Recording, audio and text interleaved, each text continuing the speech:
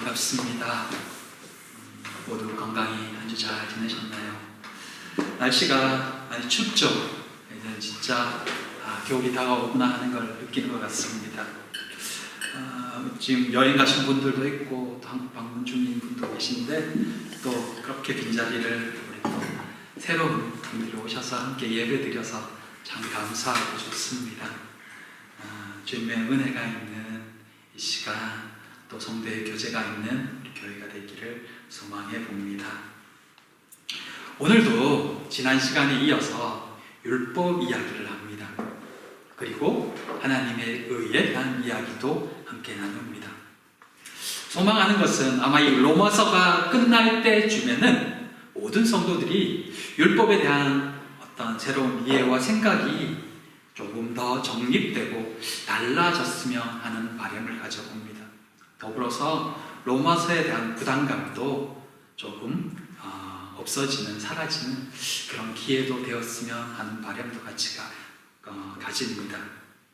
로마서가 어려운 말씀이긴 하지만 그래도 하나씩 보다 보면 정말 주의 진리가, 은혜가 얼마나 큰지를 깨달아 알 수 있을 것입니다.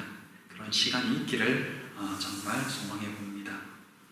오늘 우리가 다 읽지 않았지만 본문에 3장 9절에서 또 18절까지의 말씀을 보면 여기의 내용은 우리가 모두 죄인이며 의인은 아무도 없다라는 내용이 나옵니다.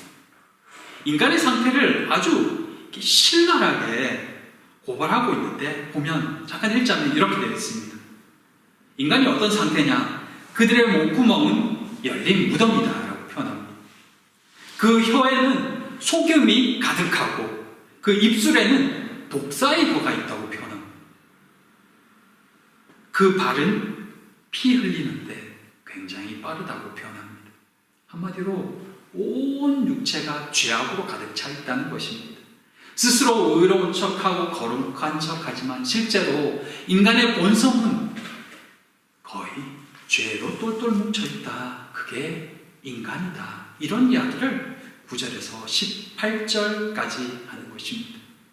그 모습을 쭉 읽다 보면 너무 적나라하게 드러나는 이 죄인의 모습 때문에 도대체 우리가 변명할 여지가 없구나라는 생각을 가지게 되는 것입니다.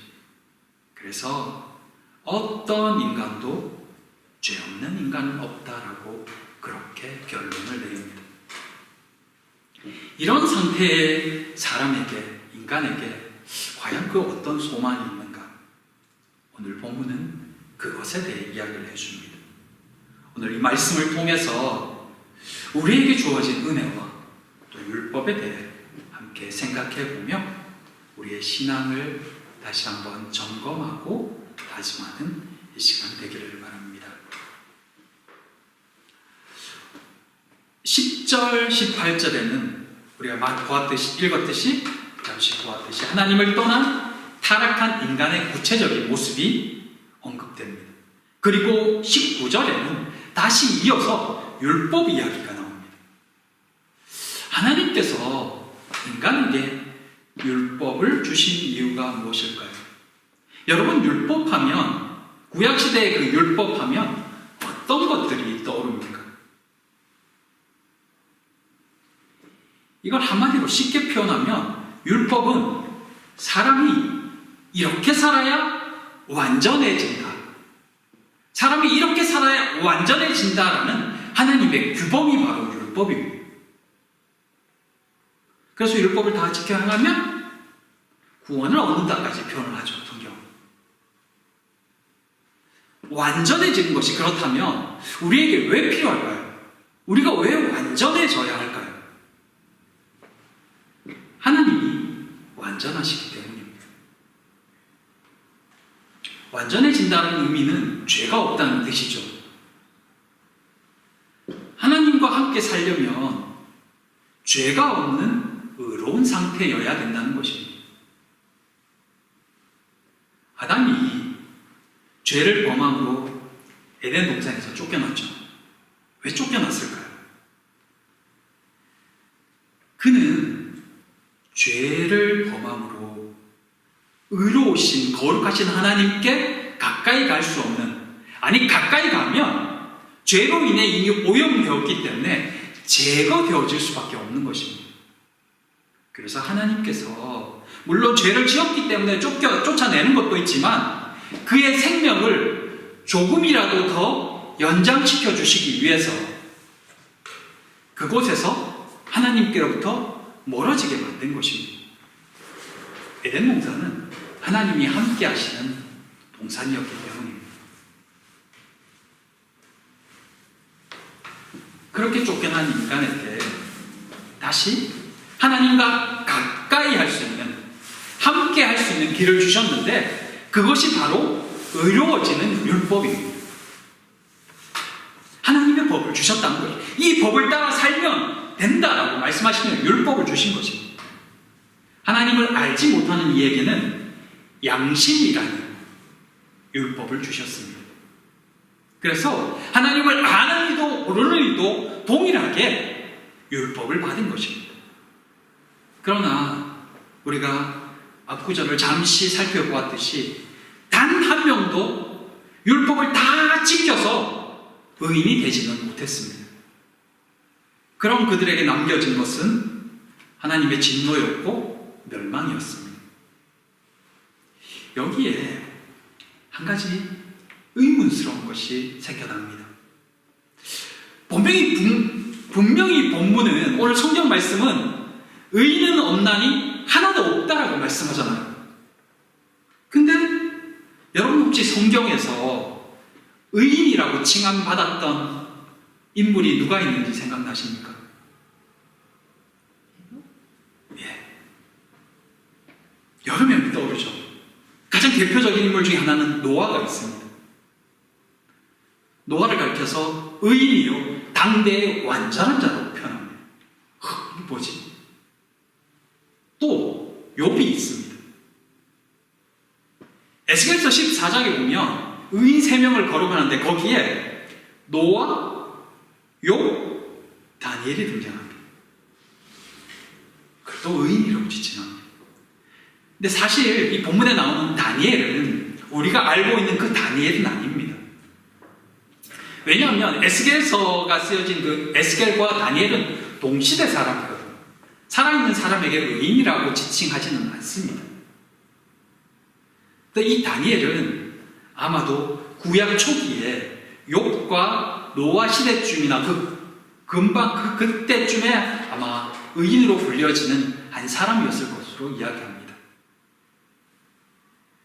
어쨌든 또 기억나는 사람이 있다면 모세도 하나님과 대면하여 하나님과 동행한 사람으로 성경은 그렇게 이야기합니다. 죄인이 하나님과 동행하고 대면하다니. 그 외에도 말한 것처럼 하나님이 데려가신 에녹, 하늘로 승천한 하나님이 데려가신 엘리야, 그뿐일까요? 신약시대에는 세례 요한의 부모이신 사가랴와 엘리사벳도 하나님 앞에 의인이라고 그렇게 성경은 이야기합니다. 누가복음 2장 25절에 등장하는 시므온이라는 사람, 하나님의 구원을 기다렸던 그 역시도 의롭고 경건한 자라고 성경은 말합니다. 이렇게 쭉 보다 보니까 의롭다, 의인이다라고 성경이 말한 사람이 한둘이 아닙니다. 생각보다 의인이라고 말하는 사람이 되게 많아요. 이렇게 많은 사람들을 성경이 의인이라고 불렀는데 의인은 하나도 없다라고 말하는 이 바울의 말은 도대체 어떤 의미일까요? 근데 지금 여러 사람을 열거했지만 이 의인이라고 불린 사람들에게 몇 가지 공통점이 있습니다. 그들은 모두 경건하고 의로운 삶을 산 것도 있지만 또 하나 모두 예수님 이전의 사람들이라는 것입니다. 신약에 등장한 이들도 있죠. 하지만 이들 동안 예수님이 공생애를 하기 전의 사람들입니다. 예수님 태어났을 때 그때 등장한 이름이 거론된 사람들이거든요. 바울이 말하고 있는 의인은 말 그대로 죄가 없는 하나님 앞에 서기에 부족함이 없는 인간입니다. 그게 바울이 말한 의인입니다. 반면에 구약시대의 의인이라고 불린 이들은 좀 쉽게 표현하자면 가불된 의미가 포함되어 있습니다. 가불이라는 의미 아시죠? 미리 땡겨 쓴다고요. 뭘 땡겨 썼을까요? 제 둘째가 내일부터 이제 정말 대학교 1학년 1학기 시작입니다. 내일부터 첫 수업이거든요. 근데 학기 시작하기 2주 전부터 하루 4시간 이상씩 수업을 듣는다는 것입니다. 학기도 시작하지 않았는데 무슨 수업을 듣는가 했더니 거의 그러니까 A+로 졸업한 선배들, 그러니까 거의 만점이죠. 전공에. 그 중에 3명이 신입생들이 배울 전공 과목을 2주에 걸쳐서 전체 요약을 해서 미리 가르쳐 준다는 것입니다. 교수님에게 배우기 전에 미리 신입생들에게 그들이 배울 학과목을 압축해서 다 가르쳐줘서 실제 수업에서 낙오하지 않도록 포기하지 않도록 돕는 프로그램이었던 것입니다. 전공이 굉장히 어렵기도 하고 또 그걸 하다가 중간에 그만두는 학생이 많으니까 아마 그래서 만들어내지 않았는가 혼자 추측을 했습니다. 그러니까 2주 전의 수업은 정규 수업은 아니었지만 그 내용은 실제 수업의 핵심을 압축한 내용이었습니다. 그러니까 2번 듣는 거죠. 무슨 이야기냐면 구약시대의 의인이라고 불린 사람들, 그들의 삶이 실제 하나님이 말씀하시는 죄가 전혀 없는 그런 의인은 아니지만 예수 그리스도의 의로 의로워진 사람들, 그래서 의인이라 불리게 되는 성도들의 삶은 이러이러해야 한다는 것을 미리 보여주는 삶이었다는 것입니다. 구약시대에 이 의인이라 불린 사람들의 평가는 하나님과 동행하는 삶입니다. 경건하고 흠이 없는 삶이죠. 에덴 동산에처럼 직접적으로 하나님을 대면하고 하나님과 말하는 것은 아니지만, 그래서 한계가 있는 시대이긴 하지만 그런 중에도 하나님 앞에서 경건하기를 힘쓰며 의롭게 살고자 했던 사람들의 삶, 그들에게도 동일하게 예수 그리스도의 보혈의 공로를 덧입혀 주시고 성경은 그들을 의인이라고 말하는 것입니다. 그것이 바로 예수 그리스도에 의해 의로워진 사람들이 따라야 하는 삶이라는 말입니다. 율법이 요구하는 삶은 그런 삶이었습니다. 거룩하고 흠없고 의로운 삶. 그러나 그렇게 완전한 삶을 살 수 있는 사람은 없습니다. 이미 우리는 죄 가운데 태어난 사람들이기 때문에 그런 사람들을 예수 그리스도의 보혈로 의롭다 하신 분이 하나님이십니다. 구약시대에 왜 예수 그리스도의 보혈이 나오지 하는 생각을 할 수 있습니다. 예수님이 신약시대 사람이니까. 그러나 예수 그리스도의 보혈은 신약시대뿐만 아니라 전 세대를 관통하며 동일하게 적용되는 은혜의 법칙입니다. 그래서 가불이라는 표현을 썼습니다. 당겨서 적용시키는 것입니다. 그 사실을 가시적으로 보여주는 것이 뭐냐면 제사제도입니다. 제사제도는 율법을 다 지켜서 의로워질 수 없는 이들에게 의를 덧입혀주는 은혜의 제도입니다. 예수 그리스도의 보혈의 사건, 그것을 예표하는 것이죠. 결국 구약시대에도 그들이 구원받는 근거는 예수 그리스도의 보혈인 것이에요.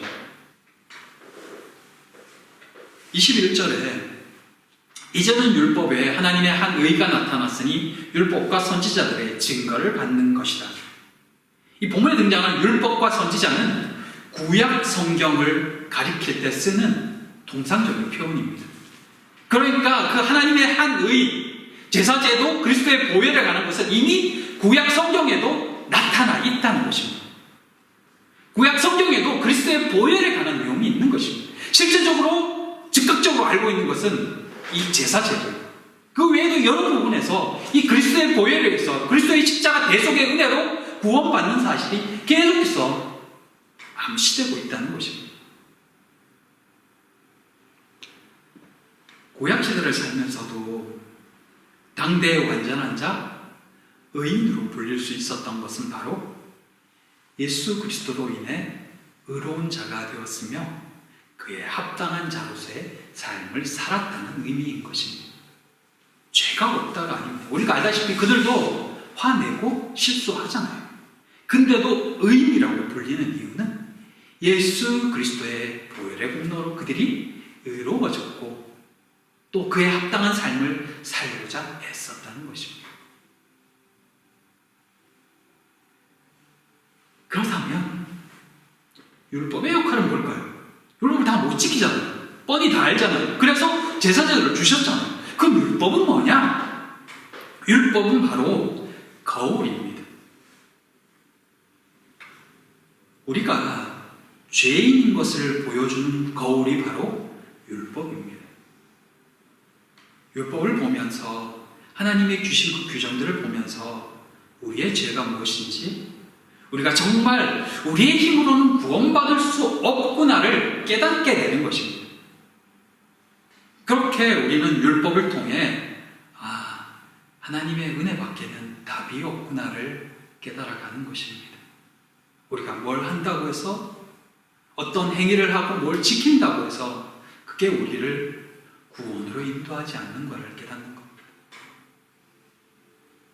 결국 이 율법이 바라보는 것은 예수 그리스도를 통한 믿음의 의인 것입니다. 그래서 율법을 또한 예수께로 인도하는 모각선생이라고 표현하는 것입니다. 율법에 의해서 자신들이 결코 스스로의 힘으로 의로워질 수 없으며 죄를 지었음을 알게 된 이들이 이 피 흘림의 제사를 통해서 아버지 앞에서 용서함 받고 거룩함을 회복하던 그 구약의 일관된 모습이 예수 그리스도의 십자가 사건을 통해 완성되어지는 것입니다. 그래서 예수께서는 내가 율법을 폐하러 온 것이 아니라 완전하게 하려 왔다고 말씀하신 것입니다. 예수 그리스도의 십자가 사건이 바로 율법이 바라보고 있는 최고인 것입니다. 31절에 그런즉 우리가 믿음을 말미암아 율법을 파기하느냐 그럴 수 없느니라 도리어 율법을 굳게 세우느니라. 믿음은 그리스도께서 성취하신 율법을 더욱 경고케 합니다.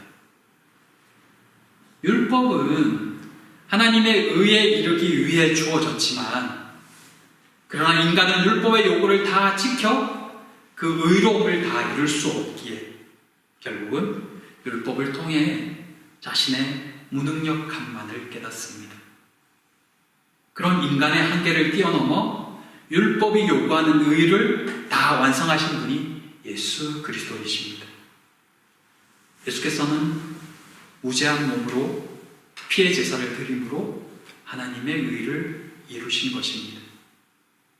인간은 예수 그리스도의 그 속죄의 피를 믿음으로 예수께서 완성하신 그 제사의 공로를, 은혜의 공로를 덧입어 하나님 앞에 의로운 자로 설 수 있게 된 것입니다. 그래서 우리의 믿음은 율법이 예수 그리스도로 온전해진 것을 더욱 명확히 해주고 또 굳게 세운다라고 표현하는 것입니다. 좀 교리적이고 신학적인 내용이죠.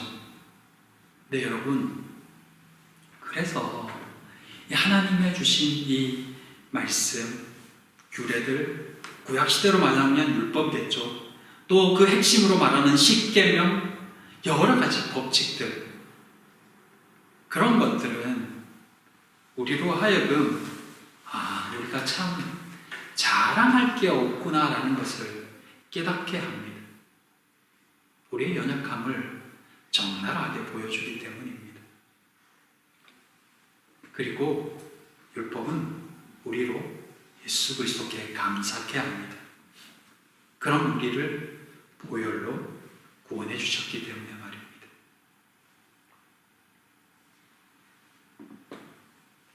앞에서 그 구약에 나오는 의인들, 그들은 하나님 앞에 사는 삶이 어떤 삶인지를 보여주는 사람들이라 했습니다. 그들이 의인으로 칭함을 받은 이유는 구약시대이지만 예수 그리스도를 위해 의로워졌기 때문이라고 말했죠. 그리고 그 의로워진 자로서의 삶을 살았기 때문이라고 말합니다. 신약성경은 이제 예수 그리스도를 믿은 우리에게까지 의인이라고 표현합니다. 그래서 구약의 그들이 우리가 바라보는, 또 그들이 앞서서 믿는 자의 삶을 보여주는 사람들이라고 표현하고 있거든요.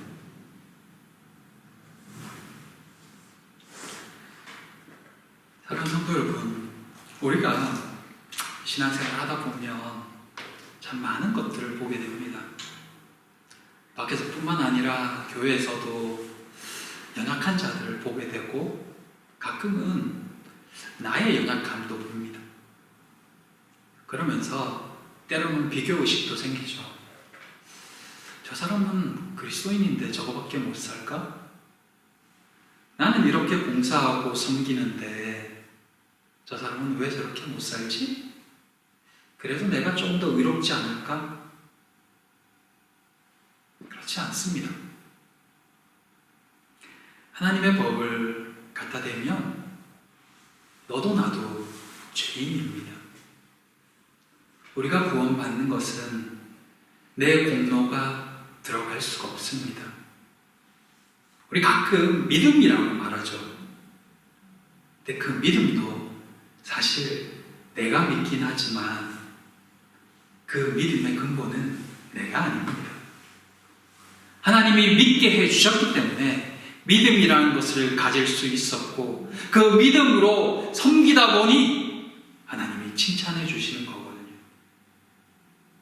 근데 우리는 가끔씩 그 믿음도 저울질합니다. 내가 좀 더 낫지. 그래도 내가 조금 더 저 사람보다는 하나님을 더 잘 섬겼지. 그렇지 않습니다. 하나님 앞에 자랑할 것은 하나님의 은혜밖에 없습니다. 하나님이 아니면 우리는 이 자리에 있을 수 없으니까요. 가끔은 사람들을 만나면서 화가 날 때가 있습니다. 믿는 사람들에게는 왜 저거밖에 못 살지? 믿지 않는 사람들에게는 정말 저 사람 잘못됐으면 좋겠다. 이런 생각까지. 너무 나쁘고 못되고. 근데 그들의 잘못은 사실 그들을 향해 우리가 어떤 나쁜 생각을 품기보다는 그게 연약한 인간의 모습이고 나의 모습이구나라는 것을 돌아보는 또 하나의 거울이 될 뿐입니다. 율법이 우리의 연약함을 비춰주는 거울의 역할을 하듯이 내 마음을 상하게 하는 사람들, 힘들게 하는 사람들, 때로는 내가 좀 더 낫지 않은 우월감들, 그런 것들을 하나님 앞에서 나를 보게 하는 거울일 뿐입니다. 그래서 우리는 자랑할 것도 내세울 것도 없는 것입니다.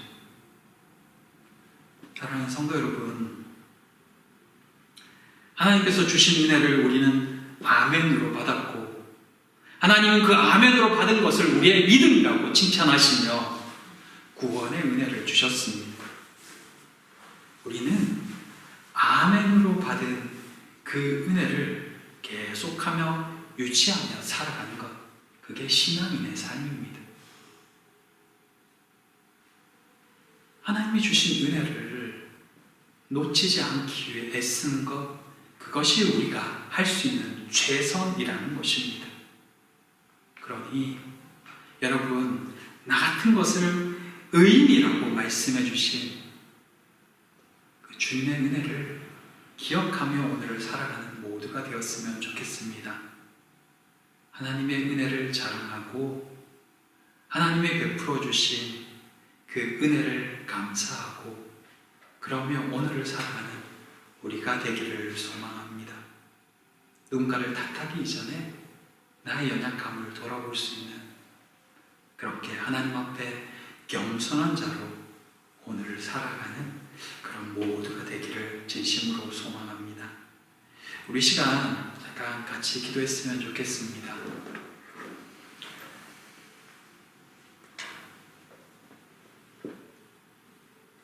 내 안에 있는 어떤 교만함이 있는지 잠시 돌아봤으면 좋겠고, 하나님 앞에 나아가지 못하게 하는 우리의 발목을 잡는 것이 어떤 것이 있는지 잠시 생각해 보았으면 좋겠습니다. 믿음이 때로는 내 공로처럼 여기지 않았는지, 나의 섬김이 때로는 하나님 앞에 자랑거리가 되지 않았는지 돌아보면서 더 겸손히 하나님을 섬길 수 있게 해달라고, 우리에게 믿음을 주신 하나님 앞에 온전한 모습으로 더 나아갈 수 있게 해달라고 우리 소망하면서 이 시간 같이 기도하기를 원합니다. 잠시 같이 기도하겠습니다. 사랑의 하나님, 유대인들이 율법을 가지고 타인을 정죄하고 죄인이라고 함부로 말했던 그 모습들이 오늘 이 말씀을 통해 우리의 모습은 아닌지 생각해 봅니다. 나는 비록 하나님 말씀대로 다 살지 못했지만 그래도 누구보다는 착하고 누구보다는 정직하고 누구보다는 그래도 좀 더 낫다라고 생각했던 교만한 마음들이 우리 속에 있음을 회개합니다. 비교하지 않는다 말하면서도 비교하는 마음이 내게 있었고, 그래도 나는 괜찮은 사람이야 라는 착각이 우리 속에 있음을 고백합니다. 하나님 앞에 누구도 비교할 수 없는, 하나님 앞에 누구도 거룩할 수 없는 죄인임을, 그럼에도 우리를 사랑하셔서 구원해 주신 그 은혜를 감사드립니다. 하나님, 더 낮은 자로 살아가는 저희가 되게 하여 주시옵소서. 남을 나보다 낮게 여기는 마음이 성령께서 우리에게 주시는 마음이 되기를 소망하고, 그 은혜로 오늘을 살아갈 수 있는 저희가 되기를 소망하오니 긍휼을 베풀어 주시옵소서. 말씀을 더 사랑하고 말씀을 따라가기 원하오니 아버지 하나님, 그렇게 살 수 있도록 성령께서 역사하여 주시옵소서. 하나님의 인도하심을, 긍휼을 진심으로 감사드리며 예수님 이름으로 기도드립니다. 아멘.